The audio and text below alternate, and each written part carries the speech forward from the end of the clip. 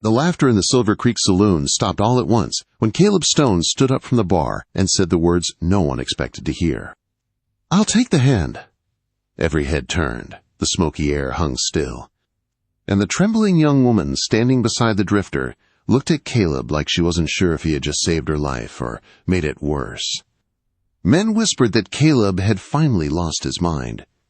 Others shook their heads and said he'd just won the most worthless prize in the Montana Territory. But Caleb didn't care what they said. Something in the woman's eyes stopped him cold. She looked like someone waiting to see whether the world would show her mercy, or crush her one more time. 3 days earlier, Caleb had stood at the edge of his homestead, staring at the land that had broken him year after year. The stubborn Montana soil gave him just enough to survive. Never enough to live. Behind the cabin stood the graves of his wife Sarah and the infant son he never got to hold. For 7 years he'd talked to those graves every Sunday, trying to keep going, trying to believe his life still had meaning. That night at the saloon, the only thing Caleb wanted was a quiet drink, but then Garrett, a rough drifter with dead eyes, ran out of money at the poker table. With the whole room watching, he said, "I've still got something to wager, a woman, outside in my wagon." The room went cold. Even in the rough frontier, trading people like livestock crossed a line. But Dalton, the richest rancher in the territory, just leaned back in his chair and smirked. "Bring her in," he said. When Garrett dragged her inside, the saloon erupted in whispers. The woman looked like a ghost. Dirt smeared her skin, her dress torn, her wrists loosely tied with rope. She didn't look at anyone. Her eyes stayed on the floor as if she already knew no one there would help her. Dalton studied her like a man checking a mare's teeth. "Not worth much," he said. "Fold your hand." But Garrett wasn't letting go. Someone here wants her. Someone's got a use for her. No one moved. No one spoke. The woman's shoulders tightened, like she was shrinking herself smaller, waiting for the world to decide her fate. Caleb felt something rise in him, a quiet anger he hadn't felt in years. That woman didn't belong to any of them. And she shouldn't be standing there like something to be won or lost. Then he heard himself say it.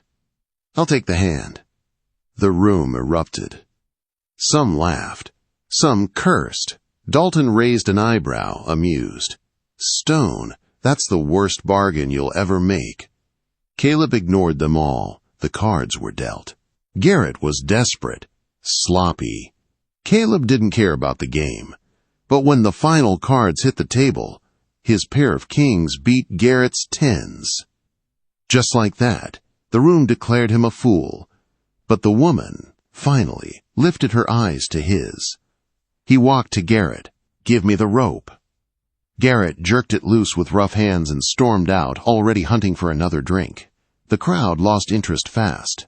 To them, the show was over. Caleb was left standing with the woman everyone claimed wasn't worth a penny. "What's your name?" he asked gently. A long pause. Her voice came out weak, strained by fear and months of silence. "Eleanor."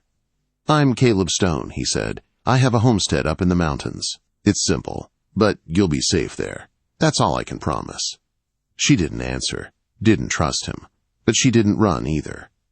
Outside, the night was cold. Caleb took off his coat and draped it around her shoulders.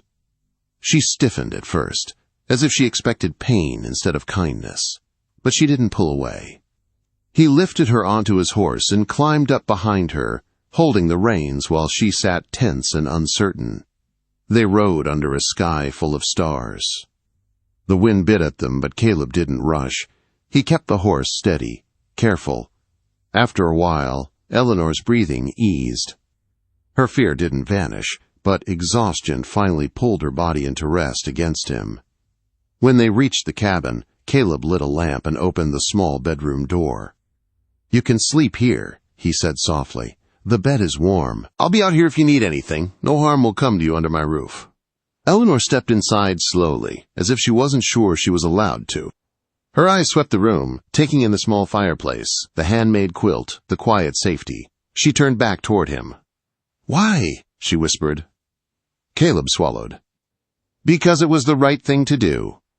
She studied him a long moment, searching for deception. Finding none, she nodded once and closed the door. Caleb sat at the kitchen table long after she fell asleep. He stared at the cold mountain outside his window and wondered what he had just brought into his life. He didn't know her story. He didn't know her fears. He didn't know if she would stay, or if she even trusted him enough to try. But when dawn came and he glanced through the window, something shocked him to his core. Eleanor was already outside, kneeling in the frost-touched soil, her hands moving through the earth with a strange tenderness, as if she understood it in ways he never had. And everything in his world began to change. The frost was still on the ground when Caleb stepped outside, unsure of what he was seeing. Eleanor knelt in the cold soil, her dress damp at the hem, her hands sifting the earth with a focus so sharp it startled him. She didn't look afraid anymore. She didn't look beaten. She looked alive. "Eleanor?" he said gently. She looked up. In the morning light, her eyes seemed different, clear, alert, almost hungry for something she hadn't felt in a long time. "I'm sorry," she said quickly. "I should have asked permission." "Permission for what?" Caleb asked. She hesitated, then pointed to the dirt. "To examine your soil." He blinked. Soil? Of all the things he expected her to say, that wasn't one of them. "What about the soil?" She spoke slowly at first, as if testing her voice, then, with a growing confidence, "It's too alkaline. That's why your crops struggle. But the clay content is good. And the mineral profile is better than it looks. You have potential here, Caleb. A lot of it. You're just planting the wrong things in the wrong way." Caleb stared at her. Nobody in the territory talked like that, not even the farmers who'd been working land their whole lives.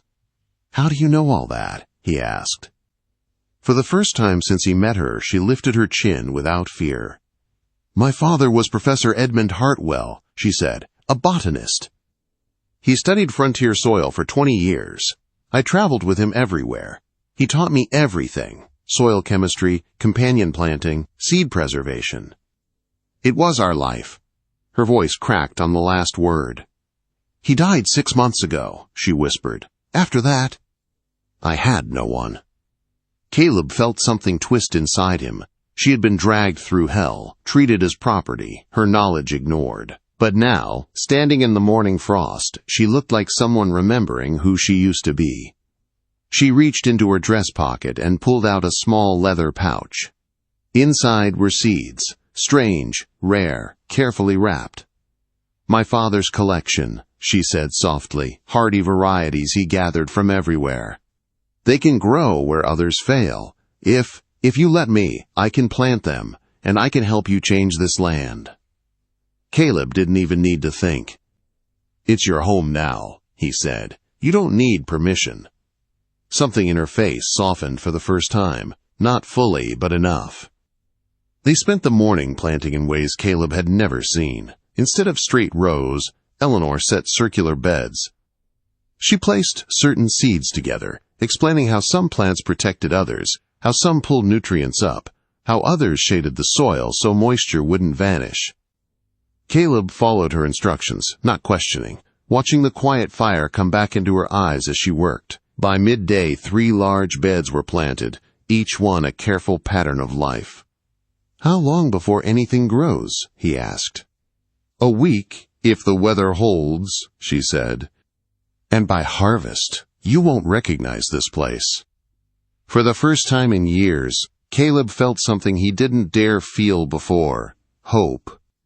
After noon, he saddled his horse and rode to town.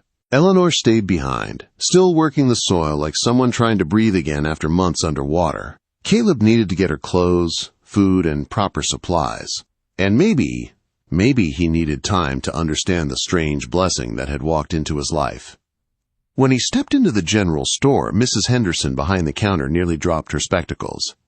"Caleb Stone," she said. "Is it true?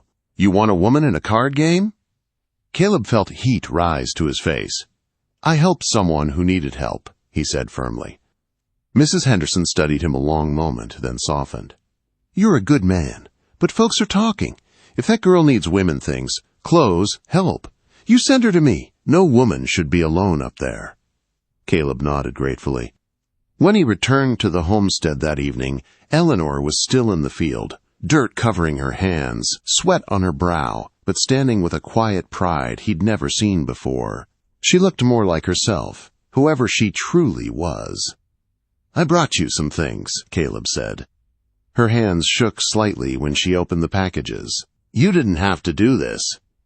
"Yes," he said, "I did." That night they shared stew at the small table. Eleanor ate slowly at first, then with growing hunger. She told him about her father's journals, the methods he'd taught her, the dream he'd had of creating a guide that settlers could use to survive harsh land. "Maybe," Caleb said softly, "you could finish his work, here, safely." Her eyes widened. "You would let me?" "It's your home," he said. "Do whatever you need." For the first time she smiled. A small, fragile smile, but a real one. And the cabin, which had felt empty for 7 long years, warmed gently around them. But peace never lasted long on the frontier. A few nights later, a rider thundered toward the homestead. It was Mr. Paulson from the settlement. He swung off his horse, breathless. "Caleb, Eleanor, you should know. Dalton's been asking questions. He learned who Eleanor's father was. He thinks her knowledge is valuable. He's spreading rumors. He wants her to work for him, and he doesn't take no easily." Eleanor's face drained of color. Caleb stepped between her and Paulson instinctively. "He's not taking her." Paulson swallowed. "He's got influence. He's talking to officials. You two need to be careful." After he rode away, Eleanor sat trembling at the table. "He won't stop," she whispered. "Men like Dalton never stop." Caleb knelt beside her chair. "You're safe here," he said. "I'll protect you, whatever it takes." But even as he said the words, he felt the truth settle heavy in his chest. A storm was coming. A powerful man wanted what Eleanor knew, and he would not give up without a fight. The storm arrived faster than either of them expected. 2 weeks later, while Caleb and Eleanor were selling produce in the settlement, the entire town went silent. A wagon rolled in carrying Territorial Judge Blackwood. And beside him, wearing fine clothes and a smile that hid a knife, sat Thomas Dalton. People stepped back as the judge entered the meeting hall. Caleb and Eleanor followed with pounding hearts. The air felt tight enough to choke on. "Mr. and Mrs. Stone," the judge said, "a legal matter has been brought concerning your marriage and Mrs. Stone's status." Caleb stood straight. "Our marriage is legal. We have nothing to answer for." Dalton rose with papers in hand. "Your Honor, I present documented proof that the woman known as Eleanor Stone was sold to me 2 weeks before the poker game in which Caleb Stone acquired her. Garrett stole what was already mine." Gasps filled the room. Eleanor shook her head, her voice shaking. "That never happened." "He forged those papers." Dalton shrugged. "I have notarized signatures and witnesses." The judge studied the documents with a troubled look. "These appear legitimate." Eleanor's knees weakened. Caleb caught her before she fell. "She's my wife," Caleb said. "You can't take her." Dalton's voice dripped with false sympathy. "Protective custody. That's all I'm requesting. Until a full hearing in the Capitol." Eleanor's fear snapped into fury. "Protective custody means you take me, force me to work for you. You're trying to turn me into property again." Mrs. Henderson stood up suddenly. "Judge, this is wrong. Eleanor Stone is no man's property. She belongs to this community." One by one, people rose. Mr. Polson, the school teacher's wife, farmers Eleanor had helped. Their voices filled the room, but the judge still shook his head. "A hearing in 30 days, he said. "Until then, the situation remains under review." Dalton smiled because he knew the next 30 days were his battlefield. And he played dirty. At home that night, Eleanor trembled in Caleb's arms. "He'll take me," she whispered. "He'll find a way." "No," Caleb said. "I'll die before I let that happen." She looked up at him, tears shining. "Then we have to fight. We need proof. Real proof." Caleb nodded, jaw tight. "I'll find it." That next morning, he rode down the mountain, determined to uncover Dalton's lies. For days, he questioned people, searched for cracks in Dalton's story. Then he made a dangerous decision. He snuck onto Dalton's ranch property at night. Inside Dalton's office, by thin moonlight, he found ledgers, forged drafts, notes detailing how Dalton pressured families into giving up their land. He photographed everything with a small camera a neighbor had lent him. But just as he reached the window to escape, Dalton's hired men burst inside. Caleb fought like a cornered wolf. He took 2 down, but the third slammed a club across his ribs. Pain ripped through him. He crashed through the window, rolled, mounted his horse, and fled into the dark with bullets singing past his head. He reached the homestead at dawn, bloody and barely conscious. Eleanor ran to him, screaming his name, her hands shaking as she pulled him inside. "Caleb, what did you do?" she cried. "I got proof," he gasped. Real proof. That afternoon, 6 armed men, Dalton's men, took positions on the distant ridge, watching the homestead like wolves circling prey. But they weren't the only ones coming. By sunset, Mrs. Henderson arrived with a wagon full of women. Behind her came Mr. Poulsen and a line of farmers with rifles. By nightfall, the homestead was surrounded, but not by Dalton's men. By friends. By people Eleanor had helped.